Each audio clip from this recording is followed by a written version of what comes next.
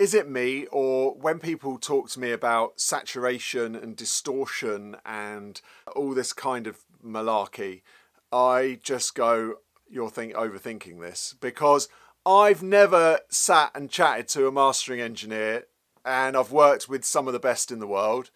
And when we're having conversations and when we're, chatting about what we do and how we think about things and what we're up to, we never discuss saturation. We never discuss distortion. We don't discuss reverbs. We don't discuss anything else that people seem to want to talk about in depth to me about stuff. Harmonics, things like that.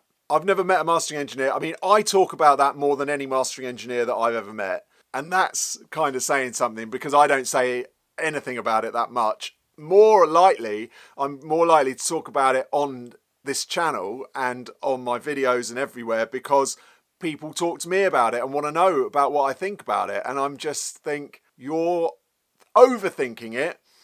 I don't think about that sort of thing when I'm mastering.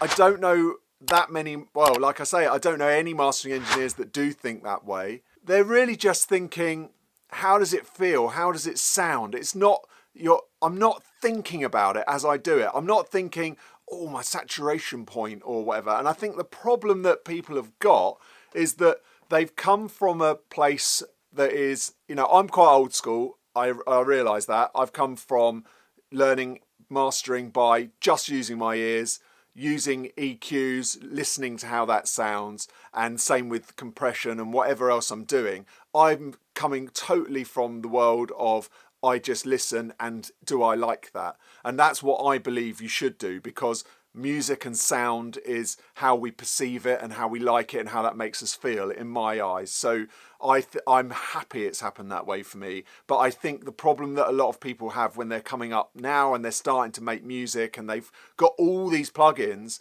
that have saturation and things like that in there and all this kind of stuff, it's just like they're really kind of thinking, okay, well, I've got to use saturation on there, or I've got to use a harmonic thing, or whatever someone in the plugin company's called it. Like drive or whatever. I don't know. There's loads of things that people are calling stuff.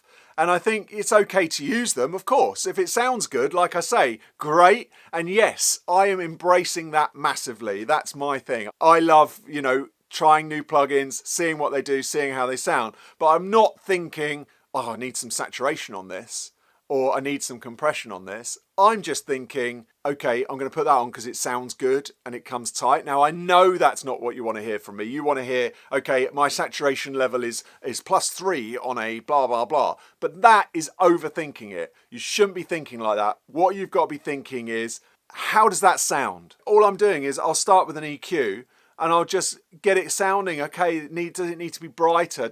I'm not thinking of individual instruments, which a lot of people come from. I'm just thinking top, bottom, low mids. How's the track moving? Is it moving all right? It's just all the kind of, I'm thinking about the outer stuff. I'm not thinking about like how that kick is going against that, or what's the balance of that between that. That's all mixed stuff. That's all things that happen before it gets to me. So when I'm talking to mastering engineers, all we're thinking about is it bright? Does it need kind of a feel? Does it need sort of gelling a bit more? We're thinking about the kind of the overall aesthetics of it. We're not thinking about the saturation of the low end, or the, I don't know. I don't even know how to describe this stuff. You can tell I'm having trouble even pulling words out because I don't think like that. I really don't. You need to simplify it. It's not that difficult. Is it brighter?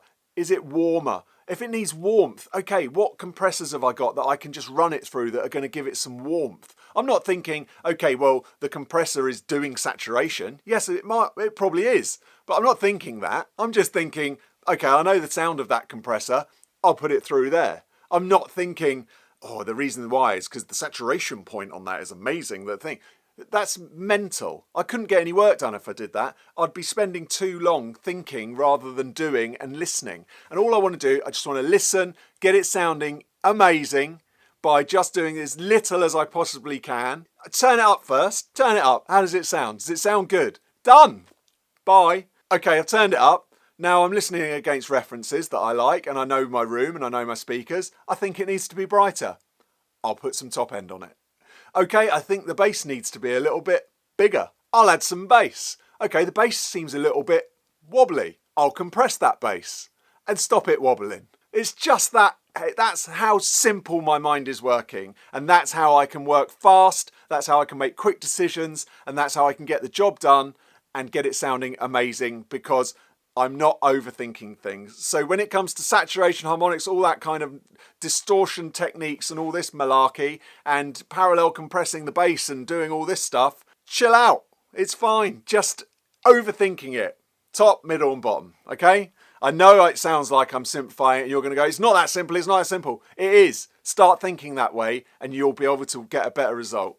Okay, I hope that's helped you. Don't forget to subscribe. If you haven't subscribed, make sure you've subscribed and or followed me or gone to streaky.com and signed up for the Audio Anoraks newsletter, where I give you loads of information for free. You get loads of discounts for free and you get some giveaway stuff for free. Can't give you much more, can I? Go to streaky.com, sign up to the Audio Anoraks newsletter. It's only once a month that I send the email out because I couldn't do it anymore because I haven't got the time. But it's just full of goodness and you're going to love it. So go to streaky.com. Anyway, goodbye.